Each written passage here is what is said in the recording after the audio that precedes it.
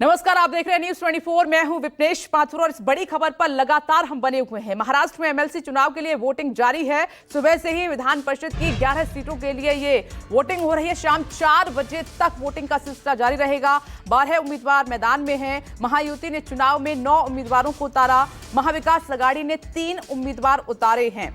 ये बड़ी खबर इस वक्त आपकी टीवी स्क्रीन पर।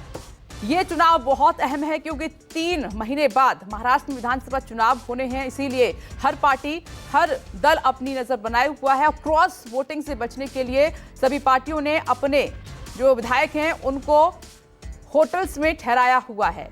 और पिछली बार 2022 का चुनाव आपको याद है, एमएलसी चुनाव में क्रॉस वोटिंग हुई थी और चुनाव के तुरंत बाद जो है महाविकास अघाड़ी की सरकार गिर गई थी। अब उस तरह की सिचुएशन से बचने के लिए हर दल अलर्ट है। हर दल जो है बहुत सोच समझकर अपनी रणनीति बना रहा है। इसमें आप सीधा मुकाबला एनडीए वर्सेस इंडिया ब्लॉक का है। तो विधान परिषद की 11 सीटों के लिए 12 उम्मीदवार, 14 उम्मीदवार थे, लेकिन 2 के जो नॉमिनेशन है वो रिजेक्ट कर दिए गए। अब 12 उम्मीदवार जो है मैदान में हैं। महाविकास अघाड़ी ने 3 उम्मीदवार उतारे हैं मैदान में और ये चुनाव बहुत इंपॉर्टेंट है। महाराष्ट्र में एमएलसी चुनाव के लिए वोटिंग जारी है। जब रिजल्ट आएगा तो देखते हैं कि कौन सा दल जो है बाजी मारता है। महाराष्ट्र एमएलसी चुनाव का अंक गणित, एक सीट के लिए 23 वोट की जरूरत है। ये हम आपको समझाने की कोशिश कर रहे हैं। एनडीए और इंडिया वर्सेस में मुकाबला है। प्रत्याशी आप देख रहे हैं एनडीए के 9 और इधर इंडिया ब्लॉक के प्रत्याशी 3 हैं। वोट 203 है इधर। ये गणित आप समझने की कोशिश कीजिए। और वहीं चाहिए 207, 4 वोट कम है। और इधर बात करें तो 3 प्रत्याशी हैं। ये गणित पूरा हम समझा रहे हैं। कांग्रेस का इसमें 1 है, शिवसेना यूबीटी से 1 उम्मीदवार मैदान में है और वहीं एनसीपी की तरफ से 1 उम्मीदवार है, शरद पवार एनसीपी की तरफ से। और इंडिया गठबंधन से प्रत्याशी 3 है। वोट 72 चाहिए, वोट 72 है और चाहिए 29 और 4 वोट ज्यादा है। तो पलड़ा भारी है इंडिया ब्लॉक का। इधर 4 वोट कम है और इधर 4 वोट ज्यादा है। प्रत्याशी क्योंकि एनडीए की तरफ से 9 मैदान में है। वोट 203 है और जीत के लिए 207 चाहिए। वहीं इंडिया ब्लॉक की तरफ से प्रत्याशी 3 हैं, वोट 72 हैं, 29 वोट चाहिए, 4 वोट इससे ज्यादा है। क्रॉस वोटिंग अगर नहीं हुई तो इंडिया ब्लॉक के प्रत्याशी जीत जाएंगे। लेकिन पिछली बार 2022 में क्रॉस वोटिंग जो हुई उसको ध्यान में रखते हुए हमने जैसा कि बताया हर पार्टी अपनी रणनीति बना रही है ताकि क्रॉस वोटिंग से बचा जा सके।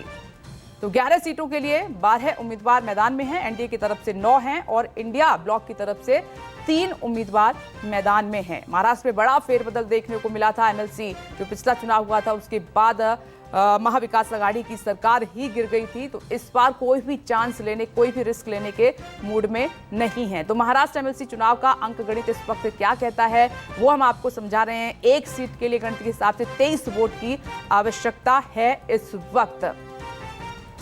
क्या उद्धव ठाकरे की रणनीति काम करेगी या दूसरी तरफ जो एनडीए की रणनीति है वो काम आएगी, ये देखना होगा। अगर क्रॉस वोटिंग नहीं होती है तो फिर आसानी से आप देख रहे हैं कि इंडिया ब्लॉक के जो उम्मीदवार हैं वो जीत जाएंगे। लेकिन क्रॉस वोटिंग से बचने के लिए ही ये पूरी प्लानिंग हर दल की तरफ से की गई है और आज ही रिजल्ट आ जाएगा। 2022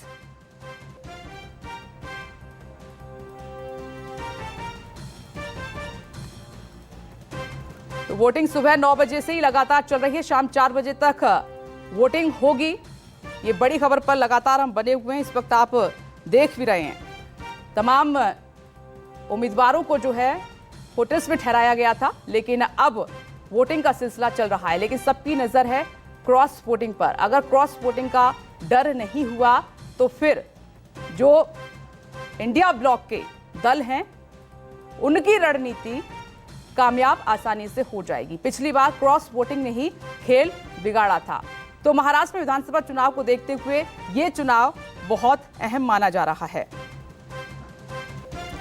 विनोद जगदाले इस वक्त हमारे साथ जुड़ गए इस खबर पर। विनोद, क्या अपडेट है? और जो क्रॉस वोटिंग का डर सता रहा था एनडीए और इंडिया ब्लॉक दोनों को, क्या उसकी संभावना बनी हुई है? क्या अपडेट है आपके पास?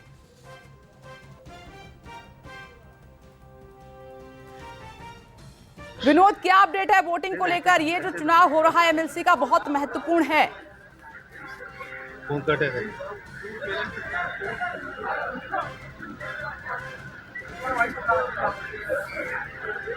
चलिए विनोद तक अभी हमारी आवाज नहीं पहुंच पा रही है, दोबारा हम संपर्क साधने की कोशिश करेंगे क्योंकि इस इलेक्शन, इस चुनाव पर विनोद अपनी नजर लगातार बनाए हुए हैं।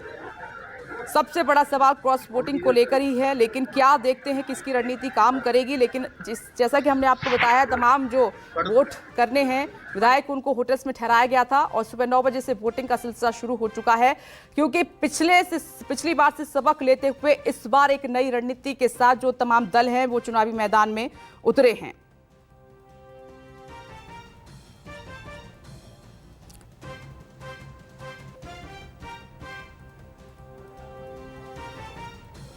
तो 11 मौजूदा सदस्यों का जो कार्यकाल है वो 27 जुलाई को खत्म हो रहा है। आज ही रिजल्ट आ जाएगा। विनोद हमारे साथ जुड़े हुए। विनोद, क्या अपडेट है? और जो क्रॉस वोटिंग का डर सता रहा था, क्या वो अब भी बना हुआ है?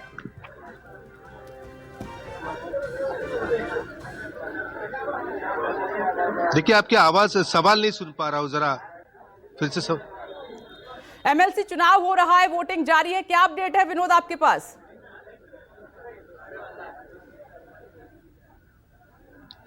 देखिए, अगर मैं बात करूं आज के एमएलसी वोटिंग की, आज शिंदे सरकार के अधिवेशन का, मतलब ये जो मॉनसून सेशन है और सरकार का आखिरी सत्र है और आखिरी सत्र का आज आखिरी दिन है। ऐसे में ही अब विधान परिषद की 11 सदस्यों की वोटिंग यहाँ पर हो रही है। उसके लिए विधान परिषद के जो सदस्य हैं वो वहां पर वोट करने वाले हैं। अब कोटा जो है वो 288 सीट है, लेकिन अभी कोटा कम हो चुका है। अब 274 का वहां पर सदस्य है और हर किसी को 23 वोट का कोटा जरूरी है। आज एकनाथ शिंदे के सारे विधायक यहाँ एक साथ आए। एनसीपी अजित गुट के भी सारे विधायक यहाँ पर पहुंचे हैं और अभी थोड़ी देर में यहाँ पर शिवसेना के विधायक भी यहाँ पर पहुंचेंगे। तो जाहिर सी बात है, इस चुनाव में सबसे ज्यादा देखने वाली दिलचस्प बात ये है कि 11 सीटों के लिए 12 उम्मीदवार चुनावी मैदान में है और हारेगा कौन, इस पर अब यहाँ पर बातचीत चल रही है। यहाँ पर कांग्रेस के 4 वोट टूट सकते हैं, ऐसी बात कल जयंत पाटिल, यानी जो शेतकरी कामगार पार्टी है, उस पार्टी के मुखिया है, वो निर्दलीय के तौर पर अपनी पार्टी की तरफ से वहां पर खड़े हुए हैं। उन्होंने कहा कांग्रेस के 4 वोट टूट सकते हैं। वो वोट इसलिए टूटेंगे कि जिशान सिद्दीकी पहले ही अजित पवार का अपना समर्थन दे चुके हैं और ज्यादातर जो बाकी जो 3 विधायक वो बताए जाते हैं कि वो अशोक चौहान के खेमे के हैं।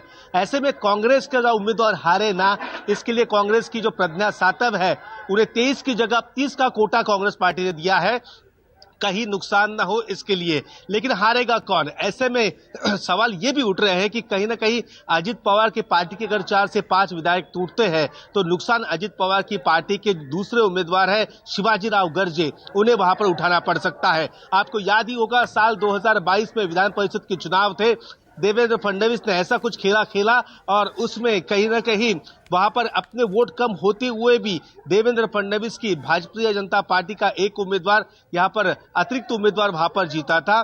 तो इस बार ये आखिरी चुनाव है और कहा यह भी जा रहा है कि हॉर्स ट्रेडिंग के भी आसार यहां पर बने हुए हैं। ये आरोप विपक्ष यहां पर कर रहा है कि सरकार हर कोई संभव कोशिश कर रही है।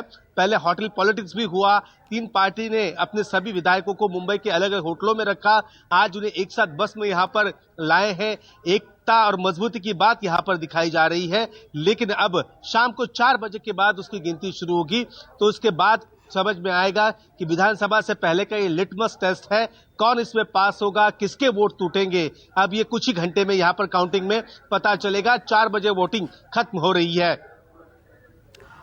तो विनोद, एक बार फिर से बता दीजिए कौन कौन सी पार्टी के जो उम्मीदवार हैं वो पहुंच चुके हैं और जिनको वोटिंग करनी है। आप कह रहे हैं कि शिवसेना के अभी तक जो हैं विधायक पहुंचे नहीं हैं।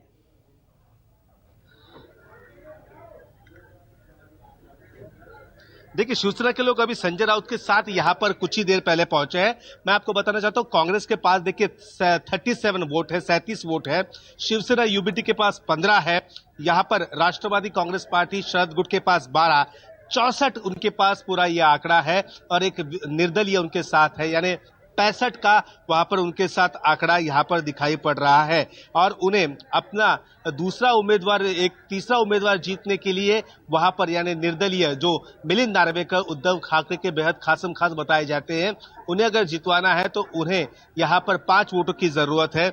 दूसरी तरफ देखें तो भारतीय जनता पार्टी के पास 103 विधायकों की ताकत है, शिंदे के पास 38 विधायक है, अजित पवार के पास 40 विधायक है और इन महायुति को 17 निर्दलीयों का समर्थन है। यानी ये आंकड़ा अब लगभग 198 के आसपास है। अगर कांग्रेस के 3 से 4 वोट टूटते हैं तो उसका सीधा फायदा भारतीय जनता पार्टी और शिवसेना को होगा, जिसके बाद यहां पर चित्र अलग दिखेगा। फिर यहां पर महायुति यानी भारतीय जनता पार्टी के 5 उम्मीदवार मैदान में हैं, शिवसेना के 2 और अजित पवार के 2, ये 9 है। शिवसेना यूबीटी का 1 उम्मीदवार है और एक जयंत पाटिल जो यहाँ पर शेकाप पार्टी से वो खड़े हैं। कांग्रेस की एक महिला उम्मीदवार प्रज्ञा सातिव है जो कांग्रेस के मरहूम लीडर राजू सातव की वो पत्नी है, उन्हें फिर से दोबारा यहाँ पर मैदान में उतारा गया है। अब यहाँ पर अधिकतर बताया जाता है कि करीब 50% से भी ज्यादा वोटिंग वहां पर हो चुकी है। बाकी के यहाँ पर भी जो विधायक है वो भी यहाँ पर आएंगे और अपना वोट यहाँ पर डालेंगे। तो जाहिर सी बात है चुनाव में इस बार कौन बाजी मारता है विधान परिषद के चुनाव में, ये देखना दिलचस्प होगा, क्योंकि 3 महीने बाद महाराष्ट्र के 288 विधानसभा को लेकर चुनाव होने हैं। उससे पहले ये लिटमस टेस्ट कही जाती है और इसमें हर पार्टी हर संभव तरीके से जीत के लिए प्रयास करती हुई नजर आ रही है। जी तो विनोद, क्या टूट की संभावना अब भी बनी हुई है?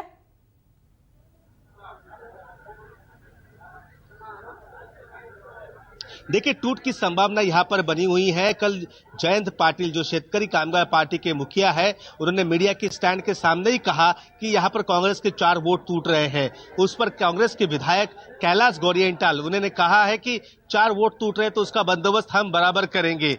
लेकिन इसके अलावा भी जो छोटी पार्टियां हैं, जैसे एमआईएम के 2 विधायक हैं, महाराष्ट्र नवनिर्माण सेना का 1 विधायक है, समाजवादी पार्टी के 2 विधायक है, बहुजन विकास आघाड़ी के यहाँ पर 3 है, वंचित का 1 है। ऐसे जो छोटे मोटे दल है इनको अपने यहाँ पर पाले में खींचने के लिए हर पार्टियां संभव कोशिश कर रही है। इनके वोट काफी ज्यादा अहम है। इनके वोट जिस पार्टी को मिलेंगे वो पार्टी वहां पर सक्सेस होती हुई नजर आएगी। गणपत गायकवाड़ जो कल्याण के यहाँ के विधायक है भारतीय जनता पार्टी के, करीब 6 महीने पहले पुलिस स्टेशन में शिंदे गुट के कार्यकर्ताओं पर उन्होंने पुलिस के सामने फायरिंग की थी, वो जेल में बंद थे, उन्हें भी आज यहाँ पर कोर्ट ने परमिशन किया है, तो वो भी यहाँ पर वोट के लिए पहुंचे हैं। तो एक वोट भारतीय जनता पार्टी के लिए यहाँ पर अहम है और जीत की हर संभव कोशिश सभी दल यहाँ पर करते हुए नजर आ रहे हैं। जी चलिए विनोद, अपनी नजर आप बनाए रखिएगा, हम लगातार अपडेट आपसे लेते रहेंगे। एक छोटा सा ब्रेक यहां पर ले रहे हैं, फौरन लौटेंगे।